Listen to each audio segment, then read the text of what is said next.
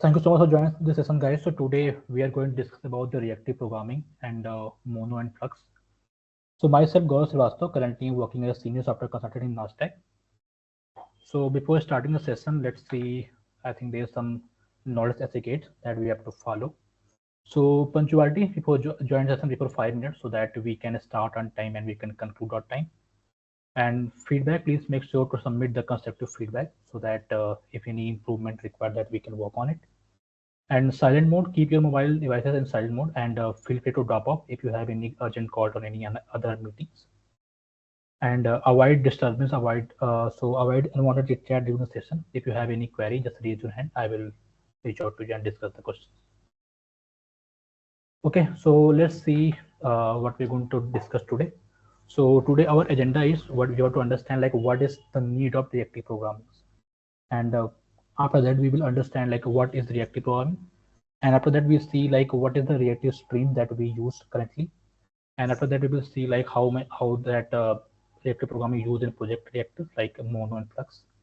And in last I will show a small demo, like I will prepare a small demo for all the methods that I will show you.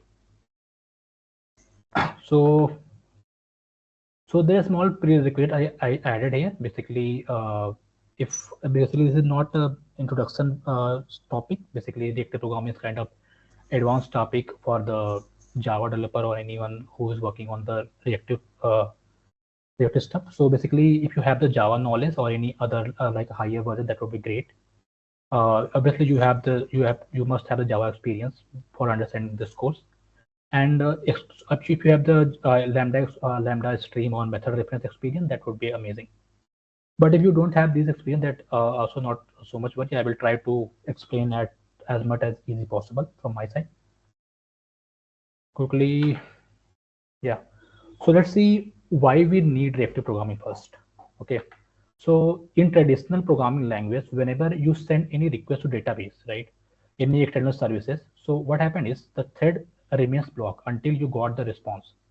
Suppose you request one query to a database, and your database has some operation to do, right?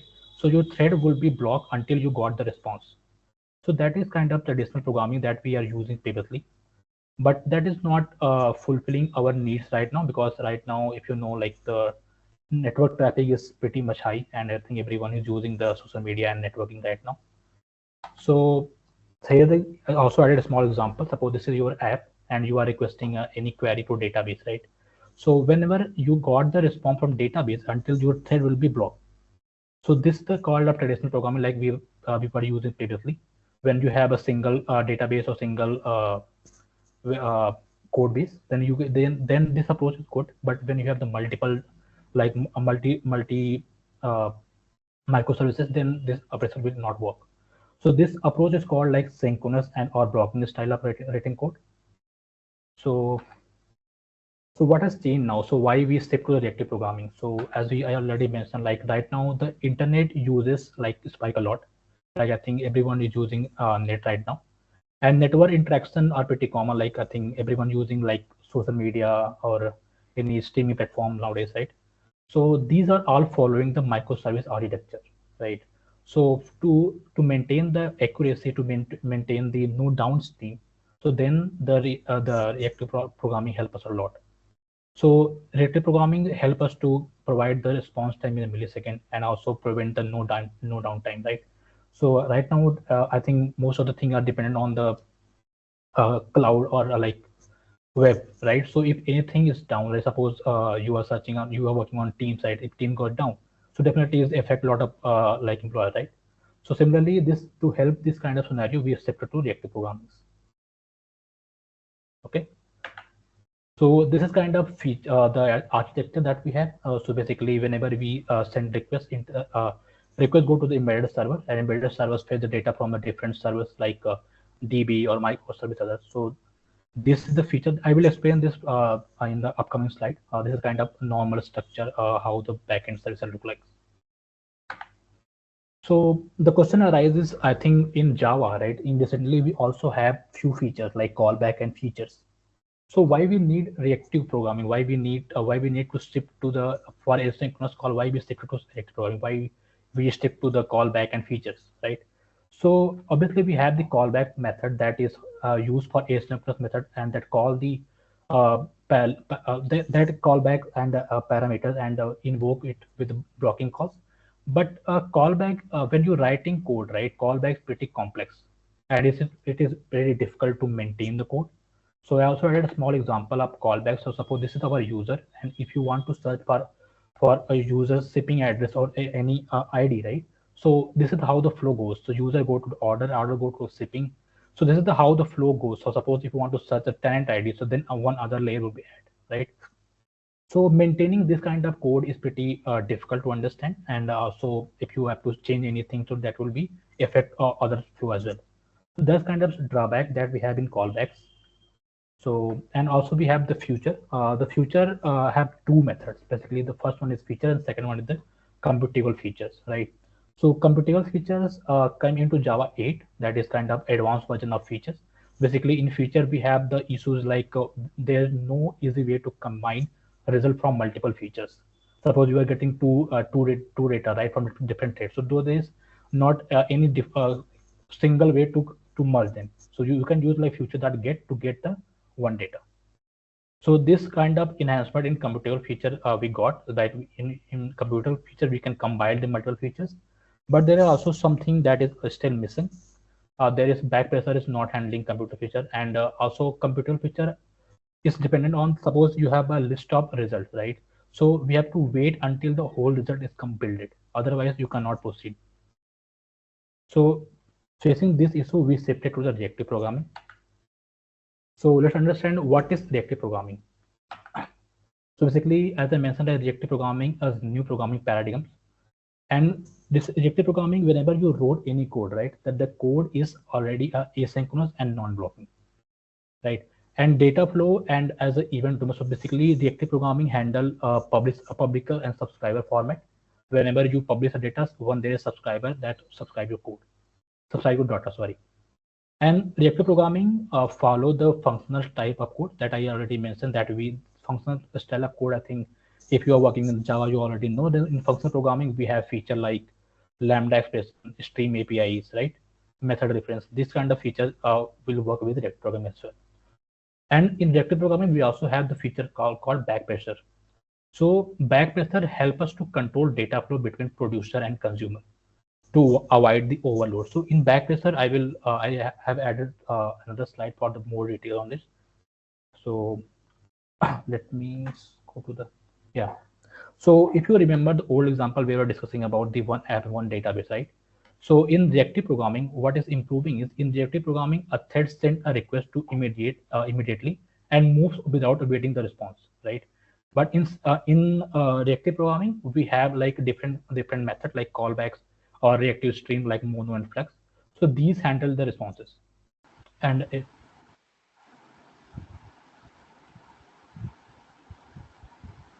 any question?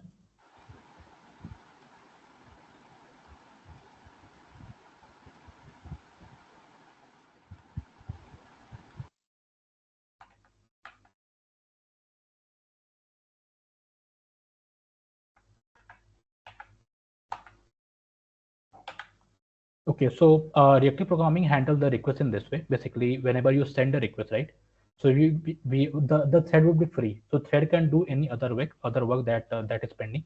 And there is a lot of method like on next, and request method are there that is coming to the public and subscriber flow. That will I will explain in the upcoming slide. So those handle the responses. So this flow you can see like this is not a blocking any calls. Like calling a thread is released to do useful work, right? So this is also help us like a single thread can do multiple work. So let's understand about the backpressor. So what does backpressor mean? So backpressor is basically a mechanism to handle situation where the producer is emitting data faster than the consumer can process on it. So without backpressor, your app could be run into memory or caches, or there are chances that you can lose the messages if data is overloaded, right? So in normal example, if you understand about, just take example of the restaurant, right? Suppose restaurant is the producer. So what restaurant is doing? The restaurant is restaurant is producing 100 order per hour. Okay, but your delivery, you also have the delivery boy, that is consumer. Delivery boy can deliver only 10 order per hour, right? So without this control, right, the delivery boy must be overloaded, right? And order that might be considered, that might be piles up. So with back pressure, the restaurant slow down or buffer the order based on the delivery capacity. So they can manage how the system goes, right? So this is the how back pressure work in the our flow as well. So in traditional programming, there is no way to build in a way to slow down the producer, right? So if fast API is pushing data and slope database is saving it, so your app may be crash, or your memory is might be overloaded. But in reactive programming, we have the concept of back pressure. So in back pressure, we have like stream like flow, like subscriber and consumer have this kind of method. Like in subscriber, we have method called request. So suppose in request we are passing two only, right? So you are saying here after two requests, two responses, our thread got cancelled, right? So this is how back pressure handle the request. So you can provide the like number of requests you want. You can basically control the request, like how much data right now you required at that time, and this data programming able to handle that part as well. So this will basically help you to reduce the data loss or any crashes. I hope till now was clear. uh, Let me know if you have any query, any question, guys.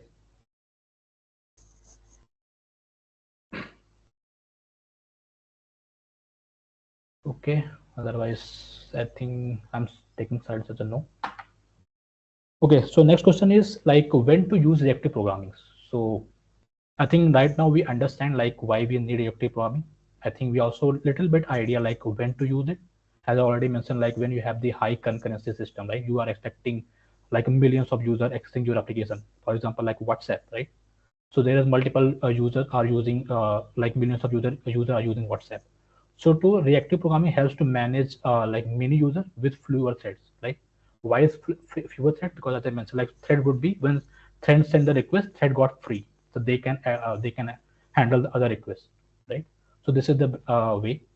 And there is other way like real-time data streaming, like when like Netflix also using kind of reactive programming approach. And microservice architecture, whenever you have the service communicating with asynchronously with other services, like if you have like different kind of microservice, let's suppose you have order, you have payment, so you have to communicate internally, right? So in this kind of also reactive programming very helpful. So like REST, Kafka, and WebSocket, right? And obviously the back pressure, whenever you want to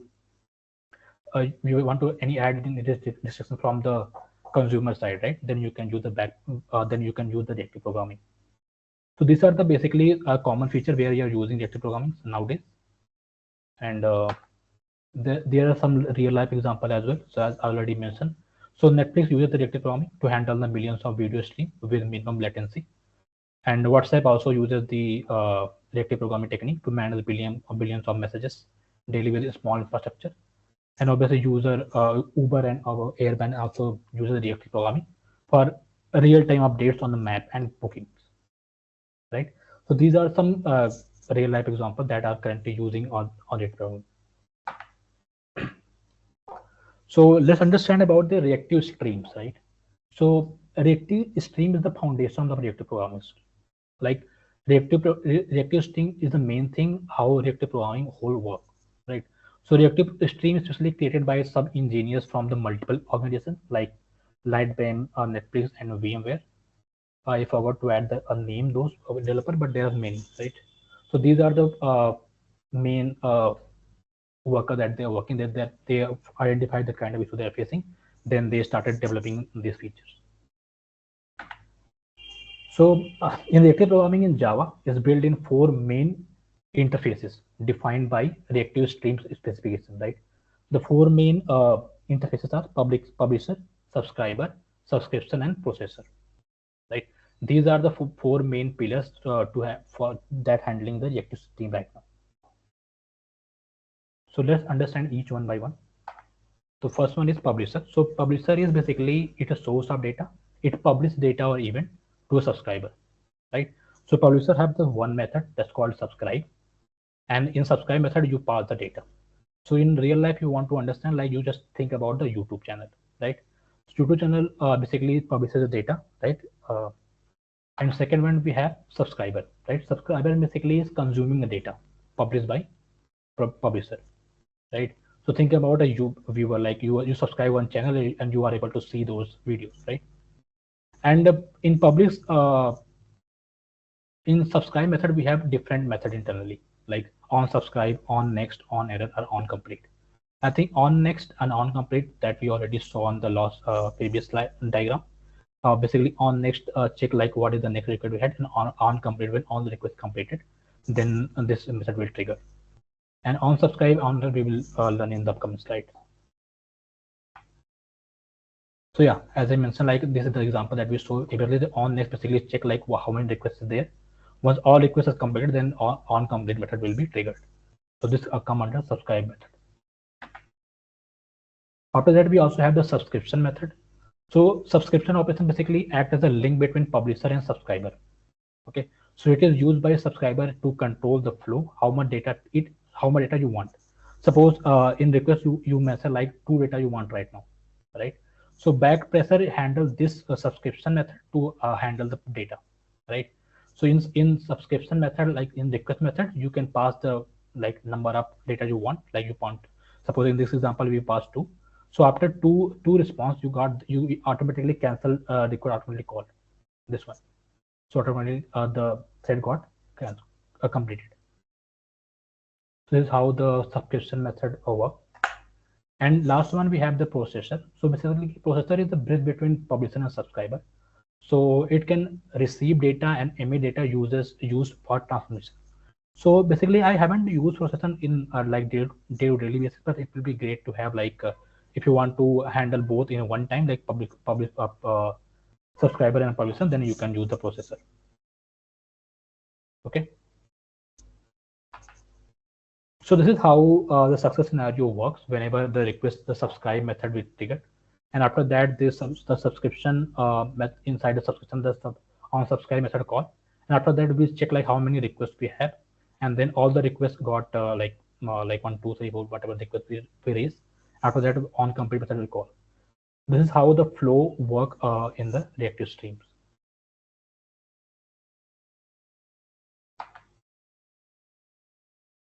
Okay, so let's move on to the project reactor. I hope till now everything is clear. Let me know guys if you have any query, any questions.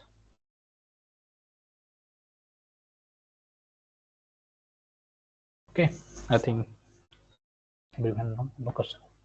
Okay, so project reactor is also implementation of reactive streams specification.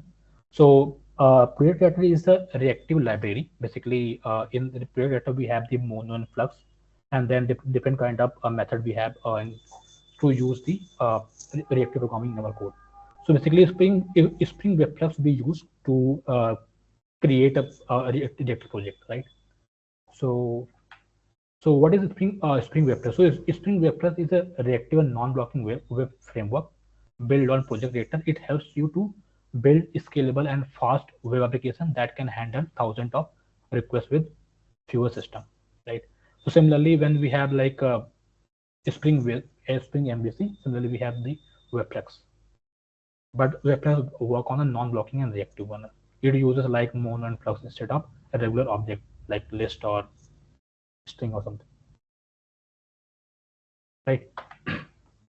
So let's understand what is Mono and what is Flux. So Flux and Mono is a reactive types that implement the reactive stream specification. Basically, Mono and Flux is a part of reactor code. Basically, Flux is used like Flux is a reactive type to represent a 0 to n element, and Mono is also a reactive type that represent to 0 to 1 element. So whenever you need like list of data, right, where you can use Flux, but whenever you need one data, one response, where you can use Mono, right? So let me explain you like a little bit more about Flux and Mono. So as I mentioned, like Mono work on the 0 to n element. So So think of example of any async list, right? In list you can add like here is example like mono. So I flux string and flux is equal to just flux dot just a and b and c. So there's multiple data you have, then you can use flux. So whenever you want to fetch like list of user or streaming multiple results, then you can use flux. So handling real time data like live updates or logs, there you can use flux, right? And for this is the diagram. This is the basically how the flow goes. Whenever your request come, it will operate and it will go to next update. Whenever a request for the operating goes down. So this is the original documents that is present in the Flux format. This is how the flow work for Flux. Similarly, for the mono is also a reactive type that returns 0 to 1 value.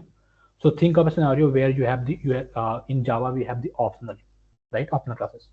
So mono basically used for the one string, like if you want to just one response. If you want to like fetch a single user, then you can use mono. Like saving a record and returning only one result, then you can use mono. Like if you have the user data, right? If you want to calculate the percentage, right? So percentage will be one, right? So then you can use mono. And performing any operation that return only one value, then you can use mono, right? So I hope mono and flux is clear. So this is the mono diagram, how the mono work. So as you see, there's only one response. Once you send the request, it will operate. And once you got the positive response, it will complete it. If it fails, then automatically thread got cancelled. Okay. So as I mentioned, like in starting, right? Reactive programming is kind of extended version of functional programming. So to write anything in reactive programming, right, you must have the knowledge of functional programming. Otherwise, you cannot like work on the reactive programming. So reactive programming, functional programming is must if you want to work on the reactive programming. So again, the question arises like why we need functional programming if we have already all the things we are doing in the normal way, right? We had the imperative way to do it. So why functional programming come into picture? So basically in functional programming we have like different method, different like stream API, lambda method, that is basically reduces the code that you are writing in the imperative code, and that is also provide lot of inbuilt method that using that method you can uh, first you can reduce the code, and you also don't have to write much more logic on it, right? So that is the beauty of functional programming. So let me try to explain you in upcoming slide, this one. So as I already mentioned, like functional programming introduced in Java 8, right? And functional programming is powered by the lambda method and method references and function interface. So functional programming promotes like behavior like mutability, concise code, right? So let me, I think I already added was here. So this is the example. Suppose this is the example to understand more. So suppose this is the question. Suppose how we write the code before Java 8. So suppose there is a question. You have a list of string, right? Whose length is, you have to filter out the list whose length is greater than 3, right?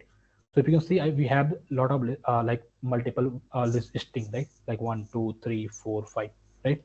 So we have to filter out those data only whose length is greater than 3. So can you tell me like what output will we get if we got after this execution?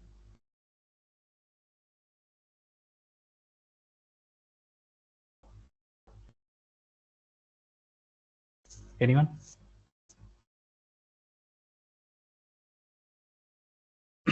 Okay, no problem. So basically, if you read the character, right? Ram has 3 characters. Syam has 4 characters. Amit has 4 characters. Apart from Syam and Amit, there is no one have the 4 greater than 3 characters, right? So when we execute this code, so we will get output as Syam and Amit, right? So if you see the code, this is kind of imperative code that we written. So what we did, we created one list, right? In list we are storing the result, and we are also iterating the loop, and we are adding this filter like if condition, right? And then we are getting the result. Now let's understand how we can do this code in the functional code. So this is the functional approach of writing the same code. Okay. So in functional programming we have the stream method. The stream basically work is like you can say loop, but this is basically iterate every string that is present here, right? And instead of if we have the filter method, using a filter you can filter out the data, and after that you can return the list, right? So now the question arises, suppose in this question, suppose someone asks you, say that there is one more thing is added, suppose there is another Siam is added, there is another Amit is added, right? So there is the question is, suppose there is some duplicate entries also there, and you want to filter out only the unique data, right? So you want to filter out only unique data who have the character, who have the length is more than 3, right? So if you want to write this code in the imperative way, right? So you have to do here, you have to add a like or logic, right? You have to check like contains, like how many times it's coming, right? So that will expand the logic here, right? But in reactive in functional programming, only this already distinct method already present, right? You just have to call the distinct method. So this will automatically give you the unique data, right? This is kind of simple example I provided you, why we need like functional programming and how is it reducing the effort. So similarly, there's other method also there, like map are there, right? So you can, using map, you can check every character. If you want to, suppose if you want to convert this thing into uppercase, right? So in an imperative way, you have to do like you have to call another method, or you have to write more logic into it, right? But in functional type way, what we can do, you can directly call map here, and using map basically check every character, every string present in the list. So you use map, and you can just use dot upper list, that would be do the whole code. So that basically in this functional programming, there's one line of code will be added, but in the imperative programming, there is a lot of, might be chances that you need to create a new method for this, right? So I think you are understanding like why we need this functional programming for the better code and quality, right? So as you can see, like this is pretty simple, only 3 or 4 line of code, right? So this is pretty simple, easy to understand as well. And also if you want to maintain this code, like if you want to change anything, you can just do it like in simple way, right? So I also added some common method that is used in the reactive programming. The first one, the operator that is used in map operator. So as I already mentioned, like map basically used to check like each string. Suppose this is the method, right? So in string, like you can say there like there's 4 string are there, right? And we want to convert this to uppercase, right? So basically map we used to convert, like you can see here we used flux.map. As why we are using flux, I think everyone knows, because there is list of data, right? As we already discussed in the starting of the session, like when we have the list of string, list of data, then you have to use flux, and when we have single data, then you have to use mono, right? So that's why we are using flux here.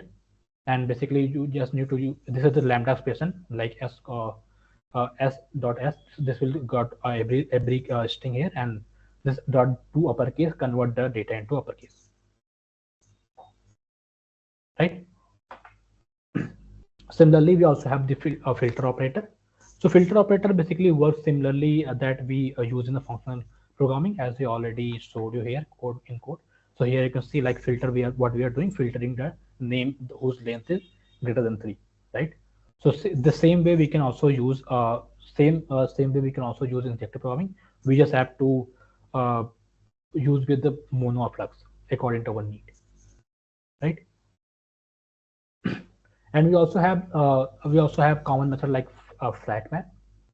So basically flat map transform one source element to flux, or one to n element, or like it uses like, suppose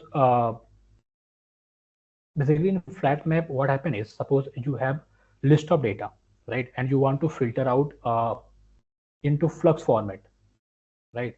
Then you can use a flat map here. So in upcoming slide, I think explain the difference as well here. So here you can see like, so we also added like map versus flat map difference here. So map basically work in one-to-one transformation. what does one-to-one transformation mean? Suppose you have list of string, right? And you want to, as I already shown in the last example, you want to convert to the uppercase, right? So suppose there is ABC, the small character is written A comma B comma C, there's three strings, right? If you're using map, right? So in response, you will get like capital A, capital B, capital C, right? But using flat map, you can combine the string also. You can also do a transformation. Let's subscribe to the flux or mono. Like if you want to filter out data from the flux and mono, that also you can do. And obviously, a flat map uses a asynchronous transformation that I can show you in the next example. I think, yeah. Here you can see we are using. Suppose this is the data that we have some. So this is the kind of small string, right? Data string. So when you run this code, right, you will get a response like mono inside mono and string. But in using flat map, what is doing? So basically, flat map return data in mono data string format. So it is also able to filter out the mono format as well, right? So this is called an example of mono flat map and map. So last one we have the concat map. So basically, concat map also works similarly to flat map. So there is only a small difference. So basically, concat map preserve the ordering sequence of the reactive stream. So basically, if you want to maintain the order of the reactive stream, then you can use the concat map. So there is other method also. So I haven't added all because that is kind of learning. Whenever you work on, whenever you do project, right, you will find a lot of project like escape method are there and many more, right? So I think I also had created a small project. Let me show you. So this thing I think I already explained, right? So as I mentioned, like this is the functional way to writing the code, right? Here you can see, as I mentioned, like if you want to add, if you run this code, let me show you first. So here you can see only we're getting Syam and Amit. Why we are getting Syam and Amit? Because Syam and Amit have the length of the character is greater than 3, right? So if we add here like another Syam,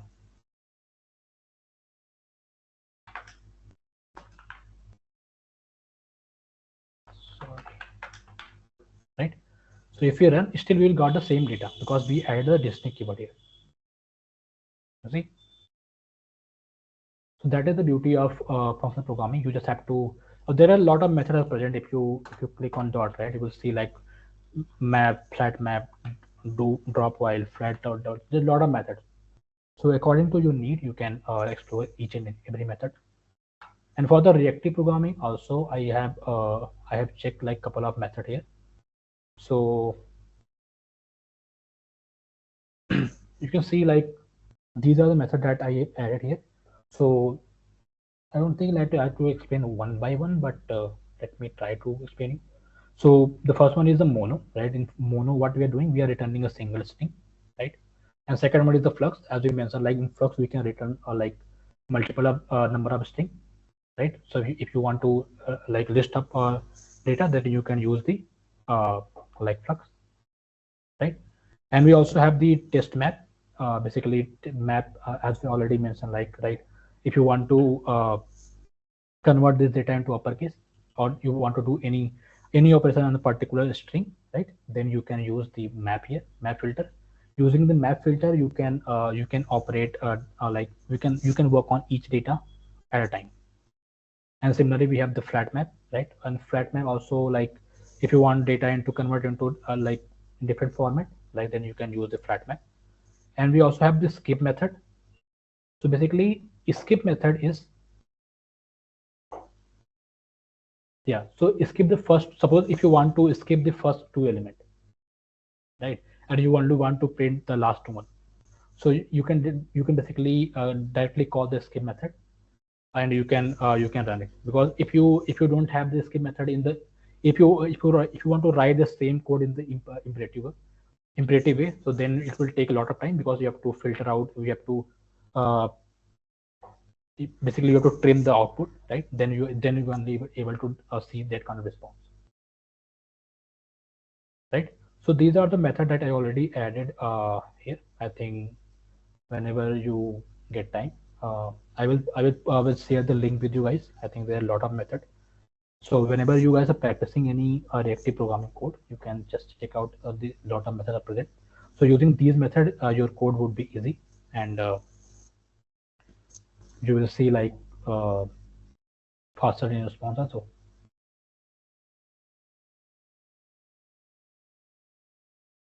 So yeah, I think this is pretty much from my side, guys.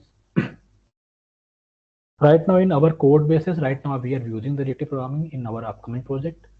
I think if you guys are already working on the Java project or anything, just try to use the reactive programming. I think that's pretty amazing features. And if you want to learn like more details into it, so I think in reactive programming we already have the reactive programming like doc is already available. That is very depth knowledge there. So whenever you want to learn like more about like how this flux internally working, how the mono is internally working, you can check out the documentation, and that is pretty awesome.